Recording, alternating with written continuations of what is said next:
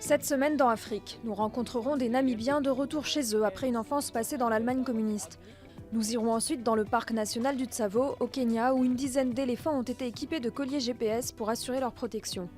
Enfin, nous nous rendrons en Ouganda, dont le seul appareil de radiothérapie est tombé en panne. Mais d'abord, les titres de l'actualité.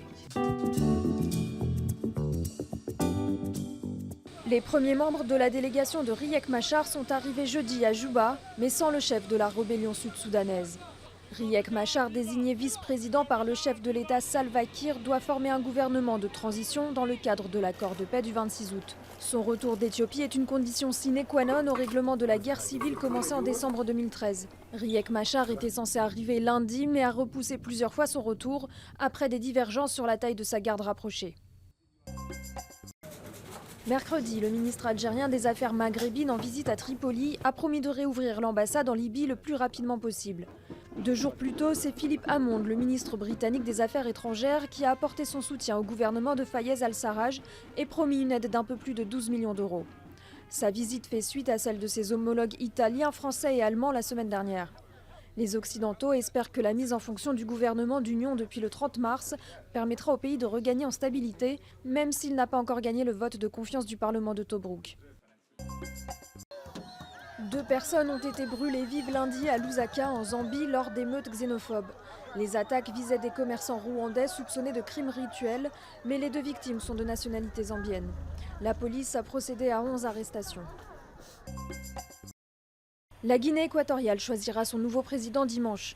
Prévu en novembre, le scrutin a finalement été avancé au 24 avril par décret présidentiel, sans explication officielle. Au pouvoir depuis 37 ans, le président sortant Teodoro Obiang Nguema affronte 6 candidats. L'opposition a appelé au boycott de l'élection. Après 4 années de travaux, une commission d'enquête sud-africaine a blanchi le président Jacob Zuma, soupçonné de corruption dans un contrat d'armement de plusieurs milliards de dollars. Une énorme déception pour le principal parti d'opposition, l'Alliance démocratique. Dans les années 80, la Namibie, ancienne colonie allemande, est en guerre contre l'Afrique du Sud.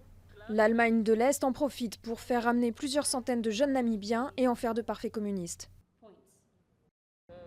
De son enfance en Allemagne, il reste à Lucia quelques dizaines de photos. Des clichés banals, mais historiques. Lucia a fait partie des 400 enfants namibiens envoyés en Allemagne de l'Est dans les années 80. Ça, c'est moi, je fais la tête. À l'époque, la guerre fait rage en Namibie entre la SWAPO, le mouvement indépendantiste communiste, et les troupes du régime de l'apartheid sud-africain. Des milliers de réfugiés s'entassent dans des camps en Angola ou en Zambie. Partir m'a sauvé la vie. Et même enfant, j'en avais déjà conscience. Je savais que la Zambie, ce n'était pas bien à cause de la guerre. On devait tout le temps courir. L'accord passé entre la SWAPO et le gouvernement de la RDA prévoit que les enfants sélectionnés soient endoctrinés pour devenir l'élite de la Namibie, quand le pays sera devenu indépendant. Monica a été emmenée à l'âge de 3 ans. Dans le château où sont regroupés les petits Namibiens, elle apprend l'allemand et reçoit une éducation physique et intellectuelle d'excellence. Je me considère comme vraiment privilégiée d'avoir été éduquée ainsi. Nous avons assimilé tout ce qui est nécessaire dans la vie, toutes les valeurs importantes. La fille de Monica joue aujourd'hui dans une pièce de théâtre montée à la fois en Namibie et en Allemagne qui raconte l'odyssée de ses enfants. À la chute du mur de Berlin, l'aventure a tourné court. Ils sont rapatriés à Windhoek, la capitale. Plus vraiment namibiens, mais pas allemands non plus, ils souffrent de ce double déracinement. En Allemagne, on m'avait dit que mes parents étaient morts, mais ce n'est pas vrai.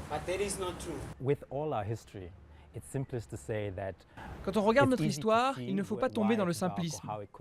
C'est facile de voir les côtés sombres, mais chacun doit vraiment être capable de se libérer et de voir ce qui est sorti de bien aussi pendant nos années de lutte. Aujourd'hui ingénieurs, avocats, acteurs, la majorité des ex-enfants de la RDA ont finalement réussi leur vie, en Namibie ou en Europe. Victimes, déracinés ou miraculés de la vie, l'histoire n'a pas tranché.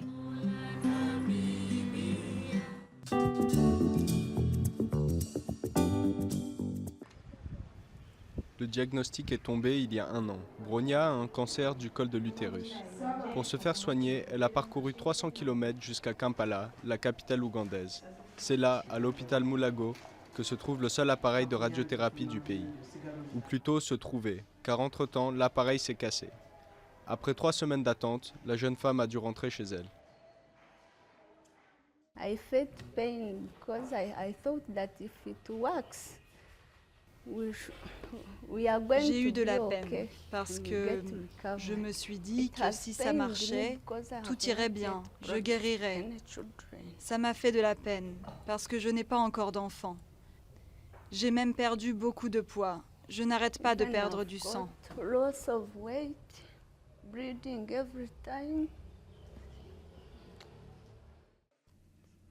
L'ancien appareil donné par la Chine en 1995 a permis depuis de traiter 30 000 patients par an. Le gouvernement a acheté une nouvelle unité de radiothérapie il y a 3 ans pour un peu plus de 300 000 €. Mais pour protéger le personnel de santé et les patients, l'appareil doit être installé dans un bunker, toujours pas construit à ce jour. Le bunker pourrait être prêt dans 6 mois si on y travaille 24 heures sur 24. Et les 6 mois suivants, nous pourrions installer les équipements et les tester. Donc on pourrait être opérationnel dans 1 an. 1 an, soit une éternité pour certains patients atteints de cancer. Le gouvernement a tenté de minimiser l'impact de la panne de l'ancien appareil de radiothérapie. Mais pour beaucoup, l'incident reflète en fait le manque d'investissement général de l'État dans le système de santé. C'est une question d'argent, une question de gestion, une question d'organisation. Les 3 mis ensemble, tout fonctionne. Mais si un des 3 éléments fait défaut, et ici ce sont les 3 tous ensemble qui font défaut, il y a un problème. La seule possibilité aujourd'hui pour recevoir un traitement est de se rendre au Kenya voisin. Un voyage beaucoup trop cher pour Bronya. Elle restera donc chez elle, dans l'espoir que le nouvel appareil de Kampala n'arrive pas trop tard.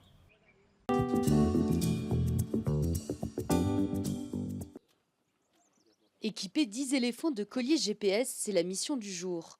Les vétérinaires préparent les anesthésiants, l'équipe aérienne est prête à décoller. Une quinzaine de personnes des autorités de la faune kenyane et de l'association Save the Elephants travaillent ensemble. Pour endormir l'animal, le vétérinaire l'isole de la horde depuis l'hélicoptère et réalise le tir. Après une dizaine de minutes, l'animal est endormi.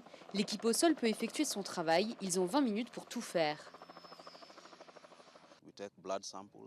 Nous prenons des échantillons de sang pour surveiller par exemple des maladies. Aussi, nous prenons des échantillons de tissus pour l'analyse génétique. Nous prenons aussi des choses comme des échantillons de sel pour les parasites gastro-intestinaux. Aujourd'hui, il s'agit surtout de mieux comprendre les déplacements des éléphants. Plus de 12 000 pachydermes vivent dans le parc de Tsavo. Ils sont menacés au quotidien par le braconnage, mais aussi depuis peu par la construction de nouvelles infrastructures ferroviaires. L'objectif principal de cet exercice est d'essayer de comprendre comment les infrastructures et plus encore comment le train à grande vitesse affectent les déplacements des éléphants. Et nous utilisons les éléphants parce que c'est une espèce clé. Ensuite, cela va donner une indication sur la façon dont la distribution de la faune est affectée en général. La ligne de chemin de fer reliera Nairobi à Mombasa. Plus de 600 km de rails, dont 133 traverseront le parc du Tsavo et le couperont en 2. Pour protéger les animaux, la construction a été surélevée et des couloirs de migration ont été créés. Nous avons réussi à obtenir quelques passages d'éléphants, donc des passages sous le train que les éléphants peuvent utiliser. C'est une excellente nouvelle. Cela évitera de couper la route des animaux. Malheureusement, la prochaine étape de ce développement d'infrastructures est une autoroute à 6 voies. D'ici 2050, la population humaine mondiale avoisinera les 10 milliards contre 7,3 milliards en 2015. Difficile dans ces conditions de freiner des projets d'infrastructures comme celui-ci. Les défenseurs de l'environnement auront donc beaucoup à faire pour donner une chance de survie aux éléphants.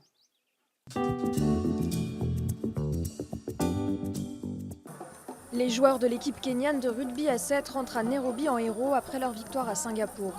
C'est la première fois qu'ils remportent un titre sur le circuit mondial.